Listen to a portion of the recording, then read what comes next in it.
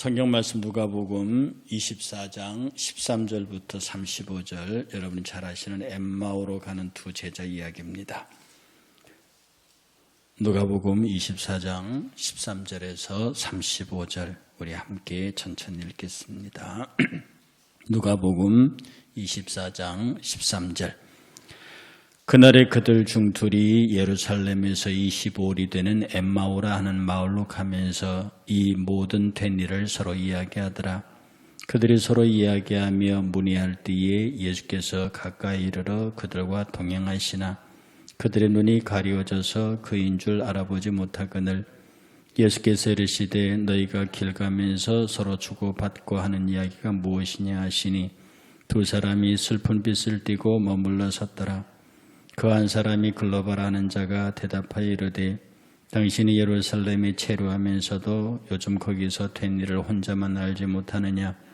이르시되 무슨 일이냐. 이르되 나사렛 예수의 일이니 그는 하나님과 모든 백성 앞에서 말과 일에 능하신 선지자이거늘 우리 대제사장들과 관리들이 사형 판결에 넘겨주어 십자가에 못 박았느니라. 우리는 이 사람이 이스라엘을 속량할 자라고 바랐노라. 이뿐 아니라 이 일이 일어난 지가 사흘째요. 또한 우리 중에 어떤 여자들이 우리로 놀라게 하였으니 이는 그들이 새벽에 무덤에 갔다가 그의 시체는 보지 못하고 와서 그가 살아나셨다 하는 천사들의 나타남을 보았다 함이라. 또 우리와 함께한 자 중에 두어 사람이 무덤에 가 과연 여자들이 말한 바와 같음을 보았으나 예수는 보지 못하였느니라 하거늘 이르시되 미련하고 선지자들이 말한 것을 마음에 더디 믿는 자들이여 그리스도가 이르는 고난을 받고 자기의 영광에 들어가야 할 것이 아니냐 하시고 이에 모세와 모든 선지자들의 글을 시작하여 모든 성경에 쓴 바 자기에 관한 것을 자세히 설명하시니라. 그들이 가는 마을이 가까이 가매 예수는 더 가려 하는 것 같이 하시니 그들이 간구하여 이르되 우리와 함께 요하사이다. 때가 저물어 가고 날은 이미 기미로나이다 하니 이에 그들과 함께 유하로 들어가시니라. 그들과 함께 음식 잡수실 때에 떡을 가지사 축사하시고 떼어 그들에게 주시니 그들의 눈이 밝아져 그인 줄 알아보더니 예수는 그들에게 보이지 아니하시는지라. 그들이 서로 말하되 길에서 우리에게 말씀하시고 우리에게 성경을 풀어주실 때에 우리 속에서 마음이 뜨겁지 아니하냐고 곧 그때로 일어나 예루살렘에 돌아가 보니 11제자 및 그들과 함께 한 자들이 모여 있어 말하기를 주께서 과연 살아나시고 시몬에게 보이셨다 하는지라. 두 사람도 길에서 된 일과 예수께서 떡을 떼심으로 자기들에게 알려주신 것을 말하더라. 아멘. 찬송으로 새벽을 깨우는 33 주제 설교 오늘 25번째 동행입니다.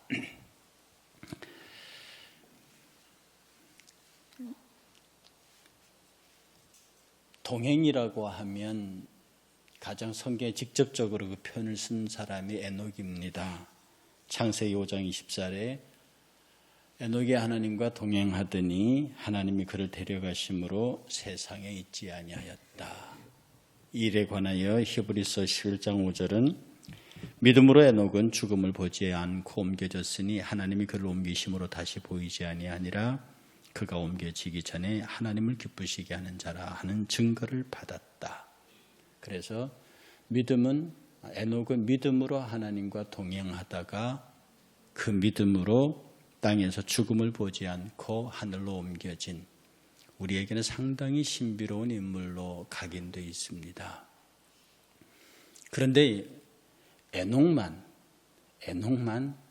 하나님과 동행하는 신비로운 인물이고 우리는 아니냐. 에녹은 믿음으로 하나님과 동행해서 히브리서의 증언에 따르면 그가 이 땅에 살아있을 때에 하나님을 기쁘시게 하는 증거를 가진 자라고 했단 말이죠. 그러면 저와 여러분들이 하나님과 함께 한 증거, 하나님을 기쁘시게 하는 증거를 이 땅에서 갖고 있으면 그가 누구냐? 하나님과 동행하는 자요. 그가 누구냐? 죽음을 보지 않고 하늘나라에 옮길 수 있는 에녹의 계열에 들 수 있는 사람이라 하는 뜻입니다. 동행한다고 하는 것. 저는 이 엠마오 도성의 제자들의 이야기를 늘 읽을 때에 사명자의 관점 혹은 사명을 제대로 깨닫지 못하고 엠마오라고 하는 엉뚱한 곳으로 가다가 중간에 예수를 만나서 돌아온 다른 수준의 베드로, 사명을 버리고 가다가 예수께서 거꾸로 예루살렘의 12언덕을 넘어오시는 것을 보고 주여 들어가시나이까?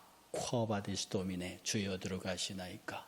이렇게 물으니까 네가 나를 버리고 십자가 안 지겠다고 예루살렘을 떠나서 12언덕을 내려가는데 그러면 나라도 다시 들어가서 십자가를 져야 되지 않겠느냐? 쿼바디스 도미네에 대한 주의 대답이었습니다. 그래서 베드로가 그 말에 놀라서 다시 예루살렘으로 들어와서 십자가를 거꾸로 지고 갔다고 하는 전설의 이야기, 기독교 전설이죠. 우리가 이런 삶을 보면서 예수 그리스도의 동행을 경험하는 사람들, 이제 그런 식으로 이해를 했는데 오늘 이 본문을 찬찬히 읽으면서 예수 그리스도와 엠마오까지 동행하고 있는 제자들에게 일어나는 이 일들이 제자들을 어떻게 변화시켰는가? 예수께서는 끝없이 우리에게 동행을 얘기하십니다. 일어나 가자, 일어나 같이 가자. 아가서의 표현도 있죠. 일어나 누이야, 일어나 나와 함께 가자. 임마누엘, 내가 너와 함께 하겠다. 그런데 이 동행은 말이에요, 여러분은 의도적으로 내가 예수님과 동행해야지 뭐 이렇게 될 것 같죠. 그러나 이미 예수님과 동행은 시작되어 있습니다. 여러분들이 예수 그리스도의 제자가 그의 이름으로 세례받는 순간부터 여러분은 이미 동행을 시작했어요. 그런데 그가 예수인 줄 알아보지 못해요. 나중에 그들이 예수인 줄 알았단 말입니다. 다시 말해서 여러분이 예수 그리스도에 대해서 깊이 창념하고 그에 대하여 깊이 생각하고 있는 사람에게서 예수 그리스도의 동행의 흔적들이 나타납니다. 여러분 예수 믿잖아요. 신앙생활 하잖아요.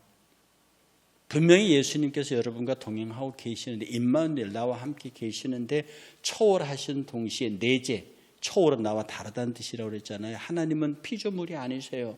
그런데 그분은 피조물 안에 계세요. 내재하신다고요. 이 내재의 동행이 우리에게 있는데도 우리는 그것을 깨닫지 못해요. 그런데 그것을 깨닫게 하시는 이가 있습니다. 여러분은 하나님의 은혜를 의도적으로 여러분의 의지와 지혜로 깨달을 수 없습니다. 그러니 내가 하나님과 동행하고 있구나, 내가 예수님과 동행하고 있구나라고 하는 것을 느끼는 사람들은 지극히 복이 있는 사람들입니다. 엠마오 도상으로 같이 올라가잖아요. 예수님인 줄 몰라요. 깨닫지 못한다고요. 그런데 그 삶에서 쭉 올라가다 보니까 비로소 31절에 그들의 눈이 밝아져 그인 줄 알아보더니 예수는 그들에게 보이지 않는지라. 그전엔 예수를 알아보지 못하고 자기와 함께 가고 있는 이가 예수인 줄 알아보지 못하다가 어느 순간에 그가 예수인 줄 알아보지는 거죠. 주님과 동행하는 삶은요, 눈이 밝아지게 하는 삶입니다. 그때까지 보이지 않던 것들이 보이는 거예요. 여러분이 그때까지 들리지 않던 이야기들이 들리는 겁니다. 그때까지는 평범하게 들린 이야기들이 어느 순간부터 나의 이야기로 들립니다. 이것이 주님과 동행하는 사람에게서 나타나는 현상입니다. 예수님이 나를 사랑하십니다. 그래, 너를 사랑해. 나는 글쎄 하나님께서 우리를 향하여 복과 은혜를 주십니다. 그래, 나는 내가 직접 그 복과 은혜의 주체가 되지 못하고 내가 그 사랑의 주체가 되지 못하고 나는 늘 제3자 입장에 서 있습니다. 여러분 방금 읽은 거 가만히 보세요. 제3자 이야기를 하듯이 합니다. 이렇게 동행하시더니 말씀하시더니. 그런데 그들이 예수의 동행을 확인하고 난 다음부터는 예루살렘에 들어가서 자기들의 이야기를 합니다. 우리가 그것을 보았다. 우리가 그를 보았다.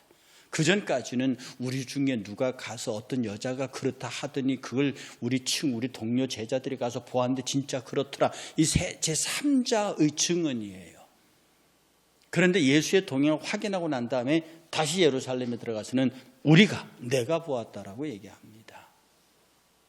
예수와 동행하는 사람들의 첫 번째 모습은요, 눈이 밝아져서 주가 지금 나와 함께 계심을, 주가 지금 나와 동행하고 계심을, 주가 지금 나와 대화하고 계시는 분이 지금 여기에 계시는 것을 발견한다고요. 그러니 여러분은 외로울 틈이 없습니다. 여러분은 심심할 틈이 없습니다.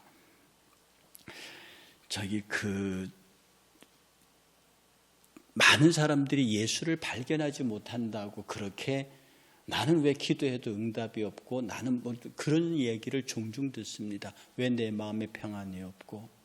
근데 그것은요, 여러분이 평안을 발견하기 전에, 기도의 응답을 이야기하기 전에 여러분이 실제로 하나님과 동행이라고 하는 면에서 내가 하나님과 지금 동행하고 있다는 사실이 먼저 인지되었을 때, 그 인지되는 순간부터 자동적으로 여러분이 말하는 기도의 응답이나 마음의 평안 같은 것은 왜냐하면 이 응답이나 마음의 평안이나 이것은 여러분의 의지로 생기는 게 아닙니다. 그건 은혜로 오는 것.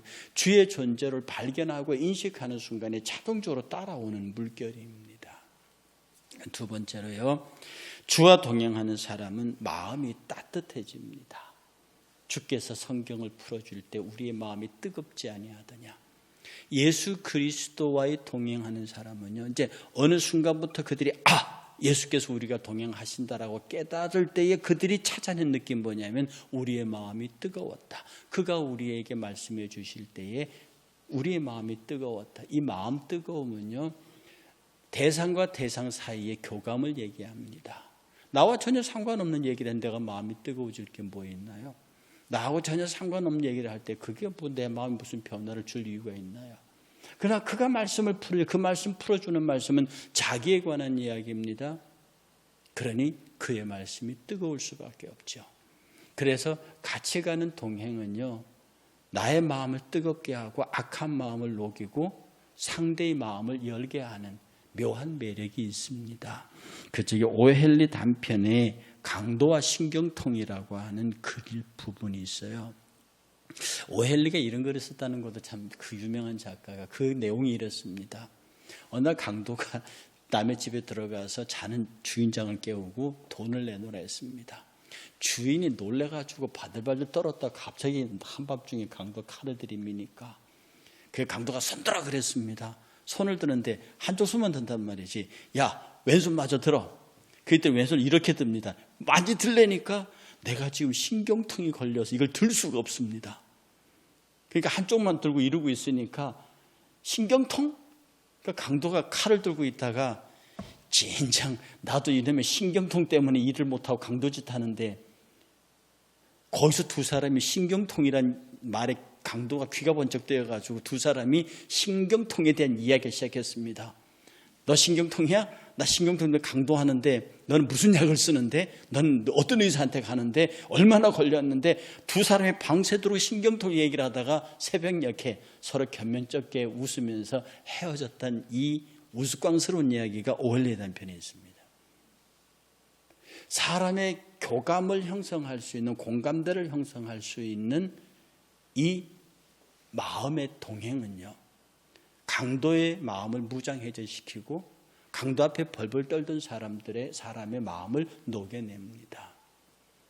예수 그리스도의 동행을 경험하는 사람, 그리고 예수 그리스도의 실존을 발견하고 그가 나와 함께 계시고 그가 나로 하여금 무슨 일을 하게 하신다고 실제로 경험하는 사람들에게서 이런 두려움, 공포, 그리고 어떤 데의 삶의 고통 같은 문제는 어느 순간에 막 즐겁게 이야기함으로 우리 주변에서 사라져가는 것을 보게 됩니다.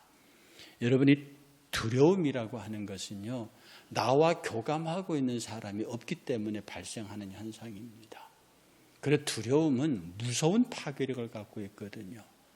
이 중세의 그 이야기에 보면은요, 패스트 호열자가 퍼졌을 때 거기는 기록에 나온 얘기입니다. 어떤 사람이 마차를 타고 아우스트리스 성으로 들어가는데 아주 이상하게 생긴 할머니가 손을 들고 서더래 나 좀 태워달라고. 그러니까 마부가 너무 추운 겨울에 그러고 있으니까 태웠단 말인데 옆에 있는데 할머니 모양이 너무너무 고약해. 우리 한마디로 딱 마귀 형상을 하고 있는 거예요. 마귀 할멈. 그래서 너무 기분 나쁘니까 할머니 누구세요? 그랬더니 나 호열자야. 호열자 알죠? 그러니까 마부가 놀래가지고 아니 내가 지금 호열자를 태우고 성으로 간단 말이야. 당신 당장 내리시오.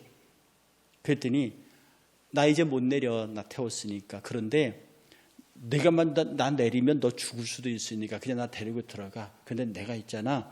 칼을 하나 주면서 이 칼 가지고 넣어줄 테니까 만약에 내가 이 성에서 5명 이상만 죽이면 이 칼로 나를 찌르면 내가 죽어. 그러니까 네가 이 칼 줄 테니까 이 칼 갖고 들어가서 만약에 이 성에서 내가 5명 이상을 죽이면 이 칼로 나를 죽여라. 그리고 어쩔 수 없이 성으로 얘기하다 보고 성으로 들어갔습니다. 그런데 호열자 할머니가 어느 집에 딱 들어갔는데 그 날로 5,000명이 죽었어요.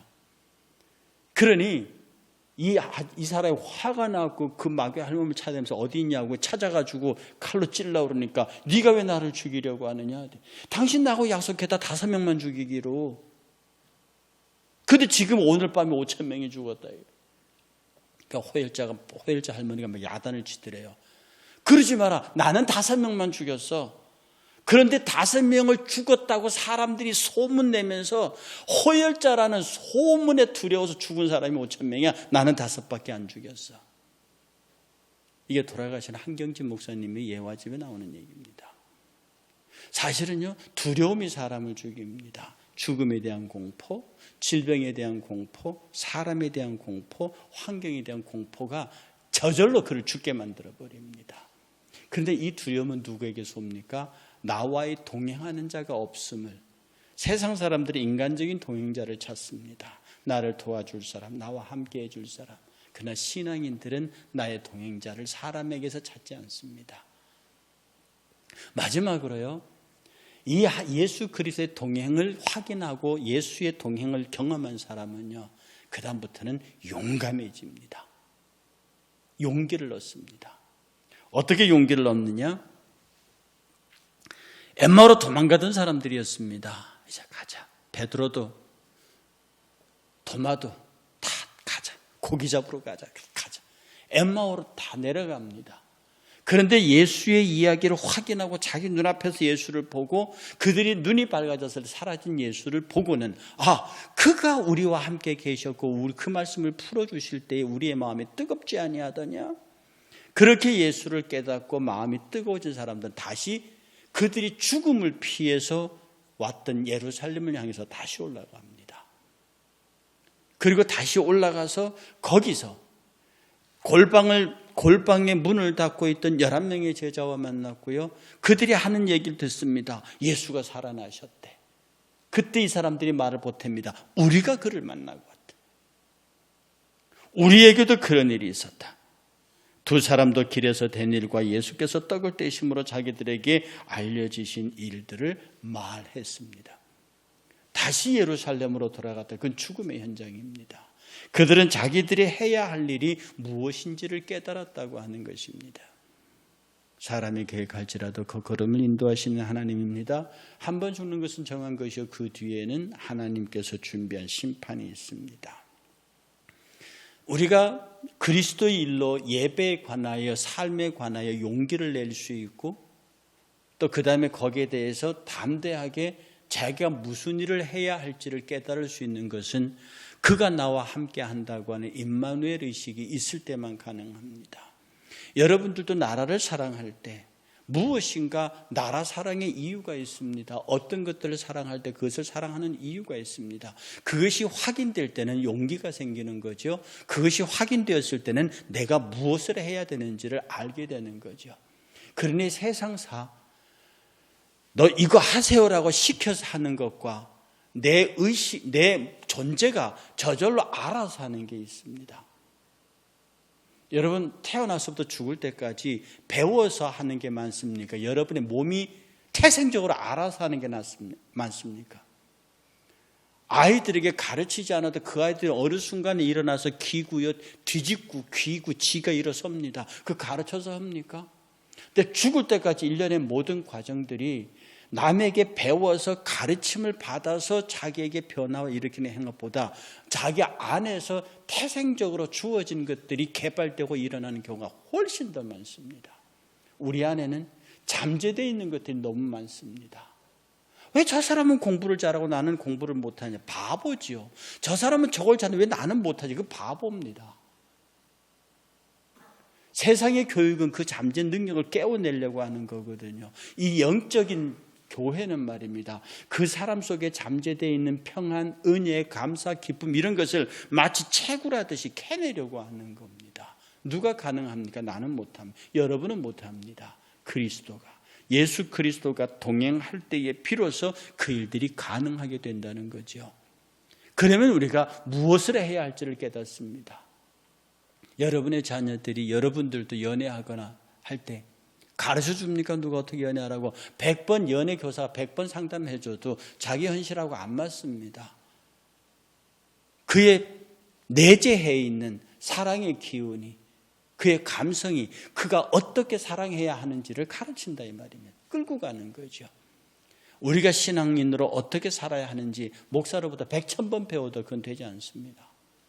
여러분 안에 있는 그리스도의 성령이 내가 너와 임재한다는 사실을 깨닫게 하고, 그 깨달음 속에 여러분은 저절로 어떻게 예배해야 되는지, 어떻게 섬기고 어떻게 봉사하고 어떻게 충성해야 되는지 여러분 안에 이미 완벽하게, 여러분의 수준에서 완벽하게 여러분이 어떻게 그리스도인을 살아야 하는지를 이미 여러분들은 알고 있습니다.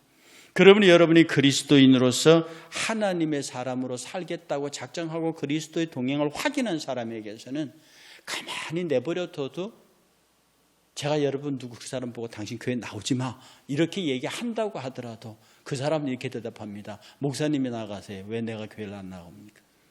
나를 밀어내고 그 사람이 내 교회 자리를 잘 지키지, 성질 난다고 교회 안 나오고, 성질 난다고 예배 안 나오고, 성질 난다고 친구하고 성도하고 교제 안 하고, 이거는 세상 사람들의 삶의 모양입니다. 그리스도의 은혜가 있는 자들은, 그리스도의 은혜가 있는 자들은, 하나님의 은혜가 있는 자들은 그리스도와 동행하는 자고, 그리스도와 동행하는 자들이면 이 교회의 성도로서 내가 어떻게 해야 할지를 담임 목사가, 교역자가 가르치지 않아도 자기는 무엇을 해야 할 바를 압니다. 여러분 아셔요. 그런데 안 해. 아셔요. 여러분들도 안 해. 왜? 여러분의 그 하나님과의 동행의식보다 여러분의 자아가 그 동행의식을 누르고 있기 때문에 그렇습니다. 야고보는 말합니다. 하나님을 가까이 하라. 그리하면 너희를 가까이 하시더라. 죄인들아 손을 깨끗이 하라. 두 마음을 품은 자들아 마음을 청결하게 해라. 마음이 청결한 자는 복이 있나니 하나님이 그들을 볼 것이며 그들이 하나님을 볼 것이며. 주와 같이 길 가는 것 즐거운 일 아닌가? 우리 주님 걸어가신 발자취를 밟겠네. 어린아이 같은 우리 미련하고 약하나 주의 손에 이끌려 생명길로 가겠네. 꽃이 피는 들판이나 험한 골짜기라도 주가 인도하는 대로 주와 같이 가겠네. 예선지자의 녹같이 우리들도 천국에 들려 올라갈 때까지 주와 함께 걷겠네. 동행이 여러분을 깨닫게 합니다. 동행이, 주의 동행이 여러분의 마음을 따뜻하게 합니다. 주의 동행이 여러분과 하여금 두려움을 제거하고 무엇인가를 해야 할지 알게 합니다. 그러니 여러분 예배하는 일에, 이 새벽 제단을 지키는 주님도 이 새벽 제단을 귀시켰는데요. 이 새벽에 기도하시면서 하나님 오늘 하루도 나와 동행해 주시고, 무엇보다 내가 그 동행을 깨닫게 하시고, 그 깨달음으로 내 마음이 따뜻해지게 하시고, 따뜻해짐으로 내가 무엇을 행해야 할지를 오늘날 알게 하옵소서. 복 있는 하루가 되시길 주의 이름으로 축복합니다. 찬양합니다.